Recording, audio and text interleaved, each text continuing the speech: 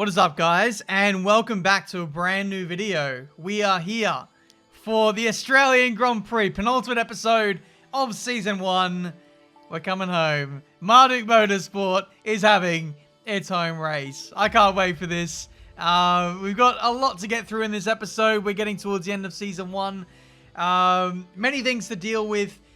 We have the potential for regulation changes on the horizon, so I'm saving up resource points in case we get no-scoped out of nowhere by those. I also need to save funds for a second driver for Season 2. Many things going on. So we're holding some things back at this stage. We do have quite a few upgrades coming in. You can see front and rear downforce, weight redistribution, and engine power, courtesy of Renault. So thank you very much to those guys for sending them in. And we'll have a slightly more competitive car heading into this Grand Prix. So let's take a look at the performance comparison. You can see we've overtaken Alfa Romeo and Alfa Tauri. And still there's more upgrades on the way. So yeah, even though I didn't work on anything per se in this episode, we have a lot go on, and we still have a lot still to come. So yeah, everything's coming up Millhouse, I guess, at this stage of the season. We couldn't get any development going to save our lives around, you know, Baku, Canada, France time. But here we are. Look at us now. We're not even trying, and we're flying. But yeah, still no word yet of a development, R&D, shake-up, regulation change for next season yet. If it is going to come, it's literally going to happen heading into Abu Dhabi, which would be very cruel indeed. So, yeah, you're brought up to speed on everything. Let's head into the race weekend itself.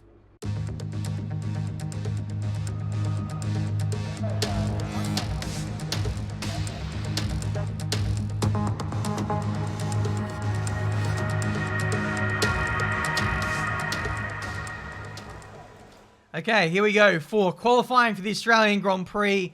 I've got to say, it's so weird having this race at this end of the season. I'm so used to it being the first or maybe even the second race from like F1 2010 days.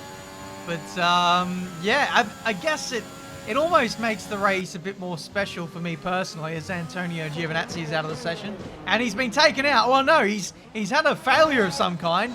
But then, who's this? Yuki Tsunoda. He's just run into the back of him on the exit of turn 1. This is qualifying.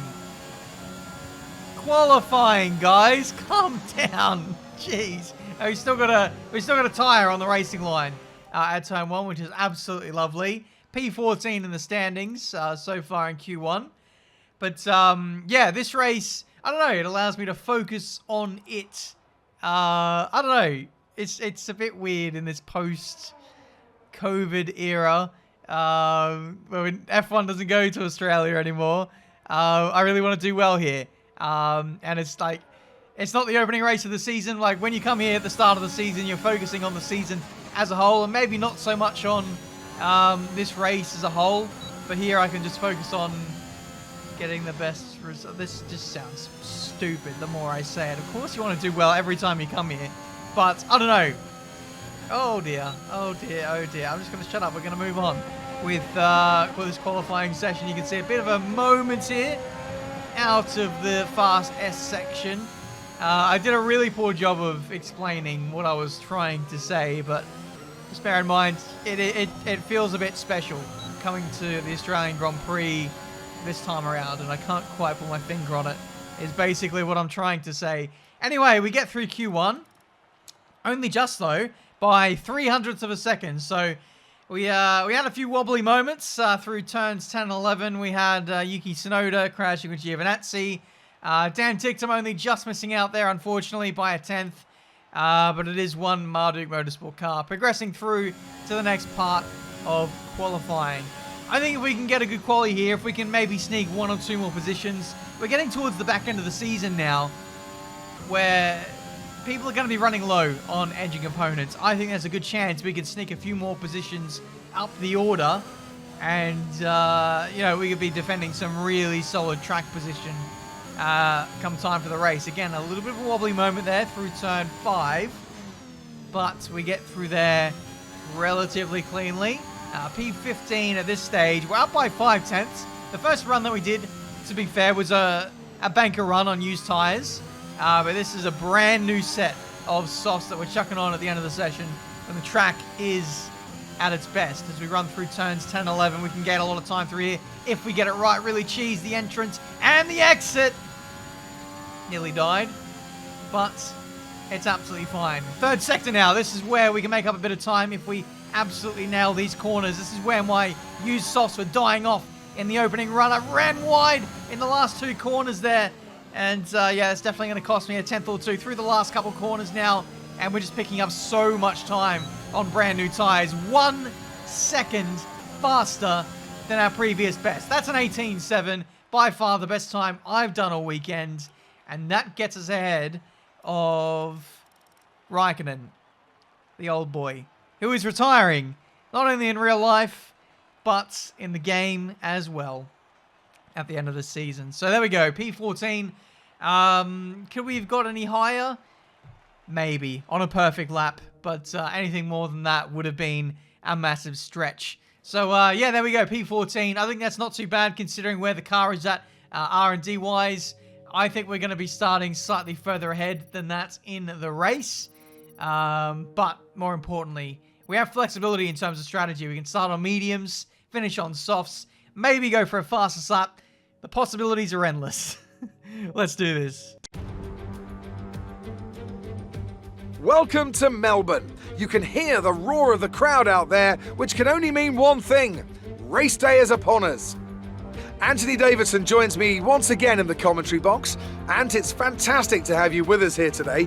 But I'm curious, as a man with experience out on the track, how do you stop those pre-race nerves from becoming overwhelming when you're lining up on the grid? But from the moment qualifying's over, you start to feel the adrenaline in your body build up and the buzz in your stomach as you anticipate the run down into turn 1. It's all a bit like going into battle, and the unknown situation makes you nervous. Those pre-race nerves are a good thing. The day you don't have them means that you don't care anymore. And of course, you have to make sure that all the procedures are second nature to you so that they're not taking up too much of your capacity. It's time to take a look at our starting grid for today's race. Lewis Hamilton lines up on pole position, and Valtteri Bottas will line up alongside. As we continue through the rest of the grid today, we have Norris, Sainz, Daniel Ricciardo, and Perez. They'll be starting further back after an earlier grid penalty. Gasly, Benjamin, Verstappen, and Kimi Raikkonen. Russell, Fernando Alonso. They've taken a grid penalty. Sebastian Vettel and Ocon. Tsunoda, Latifi, Daniel Ticktum. They'll be starting further back after an earlier grid penalty. And Mick Schumacher, Giovinazzi, Mazepin, Stroll, and Charles Leclerc completes today's grid order. It's almost time for those 5 red lights to go out. Then let's see who can prevail today. Okay, I know it's your home Grand Prix, but treat it like any other race. Don't take unnecessary risks. We will try not to, Jeff. Welcome to the grid of the Australian Grand Prix. It feels like this should be the start of a new season. But here we are, 19 races deep into Season 1. Anyway, yeah, as I predicted, we are starting higher up on the grid by virtue of grid penalties. 6 spots gained for us. Unfortunately, Dan Ticktum wasn't as smart as me when it came to engine management this season, so he's starting near the back and not capitalizing on any of this. So that's a shame. I'd really love to see my teammate get a point at some point for the rest of this season. I don't want to be doing all the heavy lifting on my own, but that's the way it's turning out. Away we go for the Australian Grand Prix. It looks like a pretty decent start.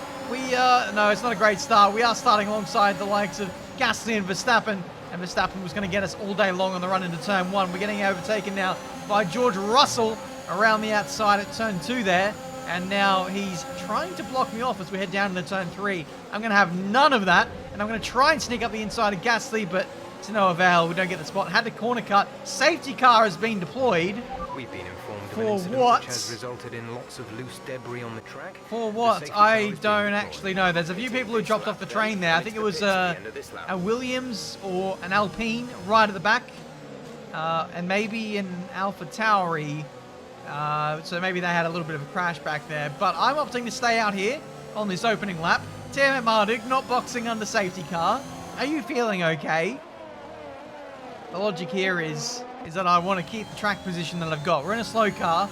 And, you know, I feel like I've learned my lesson from the co-op the other day. We got someone out. Someone's retiring. It is... Who is it? Mazepin? Yeah, it's Mazepin. He's out of the Grand Prix with an engine failure. That is unfortunate. We're going to have to call the red flag here, Codemasters. But, yeah, I've opted to stay out. I want to try and restrict some faster cars behind me and stick to the strategy. Even if I box now, then I'd have to box again. So, whichever way you look at it, one stop is still going to be on the cards. So I may as well keep the track position and stick to the plan, really. If anything, this safety car has made life a little bit easier for us going forward because, well, one, that's less laps to defend now and the green flag running. But two, we also look after the tyres a little bit. It makes it easier to do the one stop on the two softer compounds. So that is the plan. I'm not going to do my tyre life any good if I keep that up. Returns 10 and 11. Side by side with Alonso as we run down into the third sector. And I think we're going to keep that position. I might have got a little bit of damage out of that. I'll have to get a replay here. Oh, very close with Alonso. Squeezing him a bit too much there. And, yeah, there's a smidgen of the left-hand corner upright missing. But that's not going to throw a damage warning for us. I don't even think that's going to cost us anything. I think it's going to be a visual thing more than anything. So, yeah, I think we got away with that, luckily. But we're putting the pressure on George Russell now. You can see we're getting ever closer to him now. We've managed to fend off Fernando Alonso for the time being. I got a little bit caught up on that curb. We do have the DRS, though, but not quite close enough on that occasion. We are getting closer and closer to George Russell. But Fernando Alonso is getting even closer to me. So I need to turn defense into attack here, and I think I'm going to make the move stick with some DRS now being activated. So here we go. Let's size him up. George Russell going defensive down into turn 3. We bait him to go to the inside. We'll take the outside line, and it'll turn into the inside for the next left-hander. That is job done. P9 for us. And now hopefully George can do what George does best and just string that Williams along in a place that it shouldn't really belong. And, you know, if we're lucky, he might defend really hard against Alonso and keep him at bay. Alonso is so fast in that Alpine. So fast that he dispatched of George Russell instantly. And is on me, yeah, like a seagull on chips. Bye. Goodbye, P9. It was lovely having you while it was there. Okay, but a Marduk Motorsport car versus Alpine, and Alpine is going to win every single day of the week. But hopefully, season 2, we can have something different to say about that. Alonso pits for an early stop onto his next set of tyres. Yeah, we definitely had the tyre advantage, I think, over Alonso. Didn't have the pace advantage, but that was something that was working in our favour against George Russell. I don't think he had the consistency, but more importantly, the car that looked after its tyres as well as ours did. So we were really working in well, and that's the other Haas out.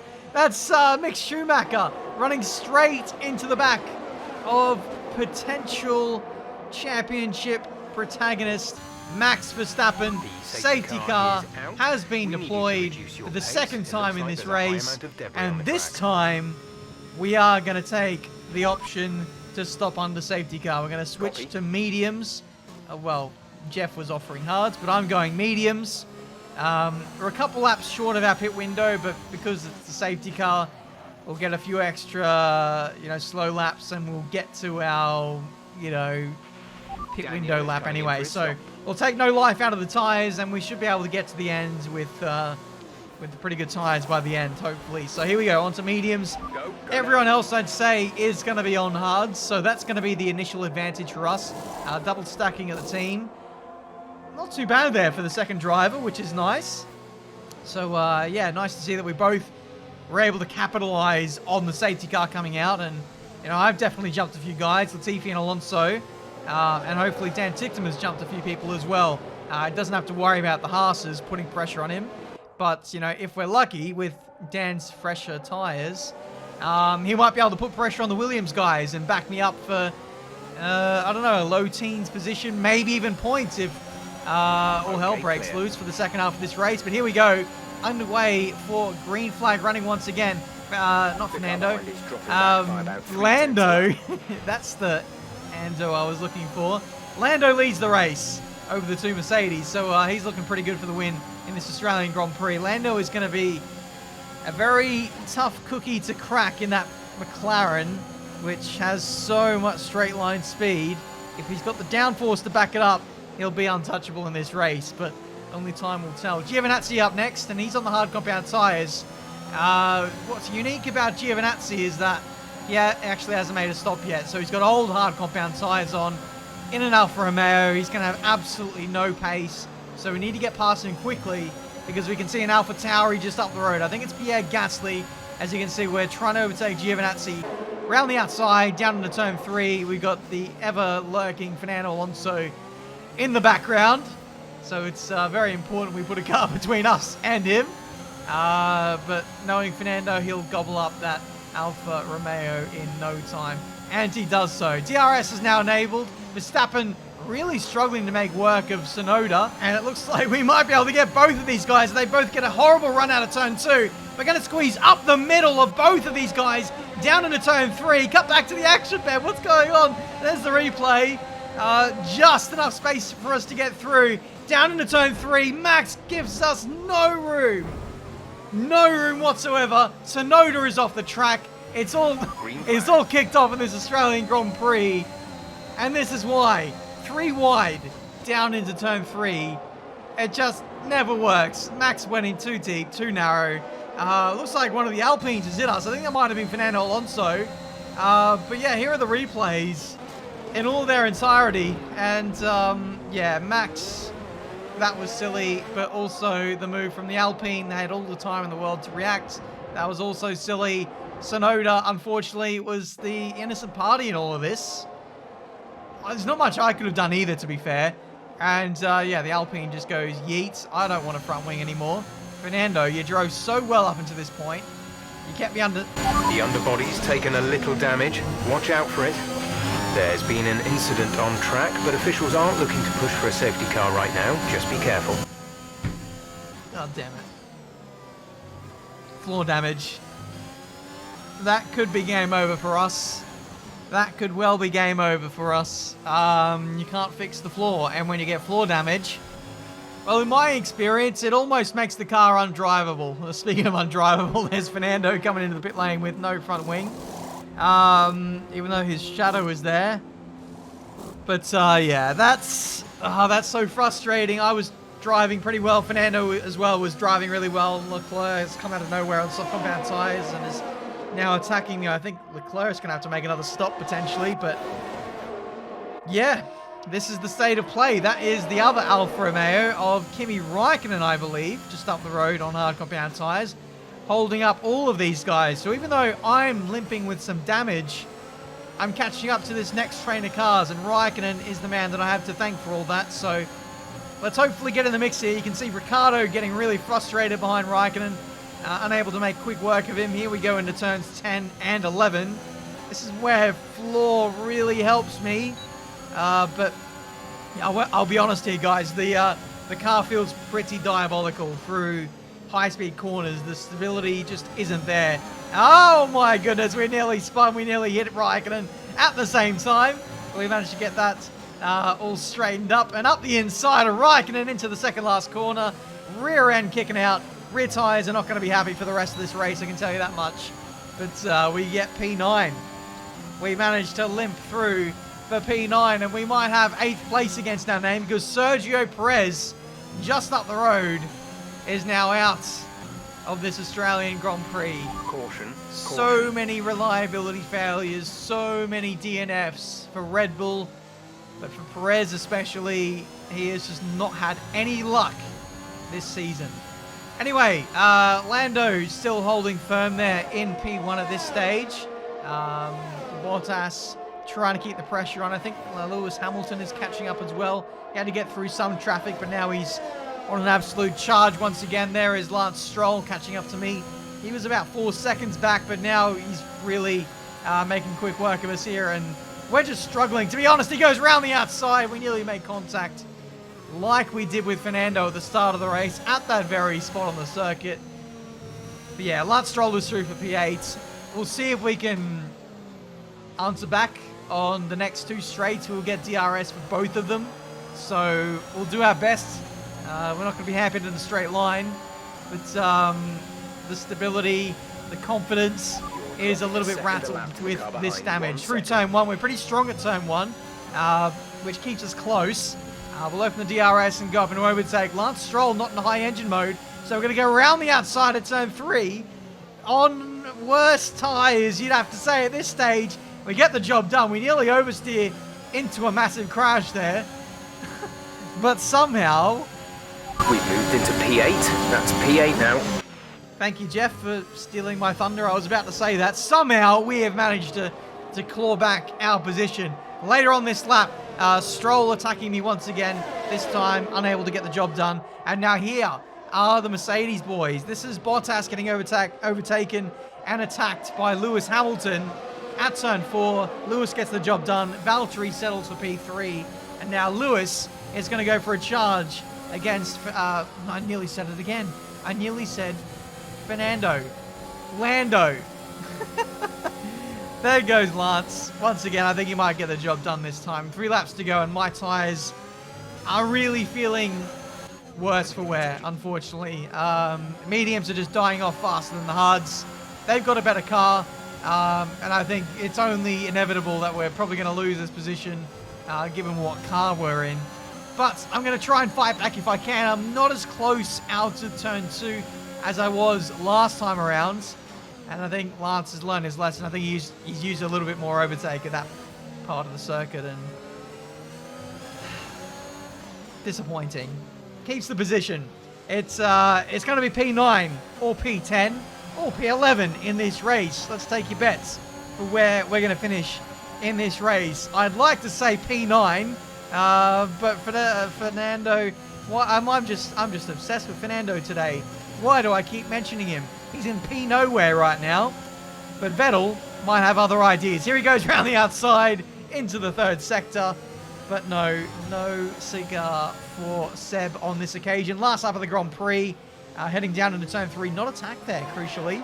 Our strength through turn 1 means that we can keep him at arm's reach at that section of the circuit. However, turns 10 and 11 have been our Achilles heel all Grand Prix, but especially now with the damage. This right-hander is so difficult now with the damage. Lewis Hamilton has stolen this Grand Prix from Fernando. Oh my God, just forget it. It's not intentional. Not intentional. I'm so sorry, Lando. You've just lost the win, but more importantly, I don't know how to say your bloody name. Out of the last corner, we are going to hold on just about with very understeery tyres and a very damaged car. Not bad. That's the end of the race. We'll see you in Parc Ferme. Not bad. First home Grand Prix for Marduk Motorsport, and at least we come away with something. And with that, another year of Formula One draws to a close, and a new World Drivers' Champion is declared. Another entry added to that prestigious list of the sport's most incredible drivers. That's a spectacular victory then, and with it, the championship is secure. It's been a magnificent season, and they thoroughly deserve the cheers of the crowd here today. Anthony Davidson, how do you think they were able to set themselves apart today? Without a doubt, the safety car changed everything today. The key to their success was keeping calm and reacting to the situation quickly. We've seen teams in the past throw away wins because they were too hesitant, but here they were decisive, and that's allowed them to take the advantage. Mercedes are on top form once again after an excellent race weekend. It's great to see them up on that podium once again. So there we go. Hamilton is an 8-time Formula One world champion. And I'm not going to lie, Lando just looks a little bit too happy in Parc Ferme about losing the lead of the Grand Prix on like the last 2 laps. But regardless, Lando gets good points. Hamilton is happy. Bottas doing his job as per usual. And for us, yeah, at least we were able to come away with something today. I don't know why I'm disappointed, but for some reason I am. I would have loved to have been up there with the likes of Pierre Gasly. I think he was the benchmark for us today, given that he was in, you know, a slightly slower car than us in the performance index. It's, maybe it's a little bit difficult seeing him up there, knowing we could have maximized our race just that little bit better. But regardless, 2 points, not a disaster. Speaking of, 17th place. Dear, oh dear. We need a good teammate. He's not too bad over the course of 1 lap in terms of qualifying, but when it comes to the race, he's nowhere. He needs to be overtaking. He needs to be challenging. He needs to be threatening in the race. Strategies probably could be better, but racecraft is Dan Ticktum's Achilles heel. It's a real shame that none of our teammates have contributed anything, really. Points-wise, but even resource points-wise. All season, we've been carrying this team on our back. So in Season 2, it'll be lovely to have someone who can join us up here and you know, support the team. But regardless, that's been it for today's Grand Prix, guys. Hopefully you enjoyed. Pretty crazy race in the end. A lot of very close, contentious moments. Alonso, Verstappen, Tsunoda. Good overtaking there against George Russell. I really enjoyed that battle. So yeah, the car is coming along well. We're getting to the point where we're focusing on next season. That is really the goal, to shore up any upgrades that might be lost, try and minimize those losses, and then save up enough funds to buy a teammate for Season 2, because that is going to be of utmost importance for our constructors' position next season. So yeah, let me know down in the comments who you think I should sign in terms of a second driver. I'll definitely take your feedback on board. But that's it for me today. Thank you guys so much for watching. Thanks for your patience. I have had some major PC issues in the last few days, but I think I have sorted them. Of course, I got through this Grand Prix without my PC dying, so that was nice. So, yeah, fingers crossed, but I don't want to say anything too soon. I actually am going away for a couple of days, but come Tuesday, Wednesday, I will be back and able to upload more regularly. So look forward to that. Anyway, thank you guys so much for watching. Until the next video, the finale of Season 1, I'll see you next time.